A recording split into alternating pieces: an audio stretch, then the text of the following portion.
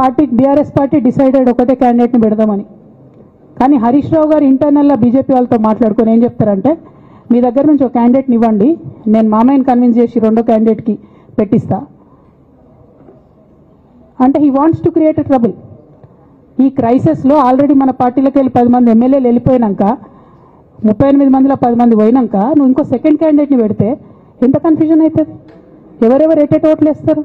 అంటే హార్స్ ట్రేడింగ్కి ఈయన trouble shooter గారు ట్రబుల్ని ఓపెన్ చేస్తారు అన్నట్టు.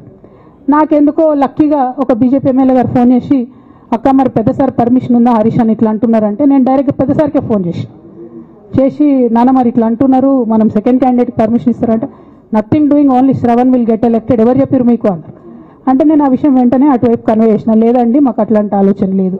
ఎందుకు ఈ రీసెంట్ ఎగ్జాంపుల్ చెప్తున్నా ఇవాళ అంటే, హరీష్ రావు గారు ట్రబుల్ క్రియేట్ చేసి ట్రబుల్ని మాఫీ చేసినట్టుగా ప్రయత్నం చేస్తారు. బీఆర్ఎస్ కార్యకర్తలందరికీ నేను నా తమ్ముళ్ళకి రిక్వెస్ట్ చేసి చెప్తున్నా, మా చెల్లెలకు రిక్వెస్ట్ చేసి చెప్తున్నా, మీకు పెద్ద స్థాయిలో జరిగే అన్ని విషయాలు తెలియకుండా అందరూ మన వెల్ విషర్స్ అనుకుంటారు. అది మీ తప్పు కాదు. ఎందుకంటే కేసీఆర్ సార్ అంత ఓపెన్ మైండ్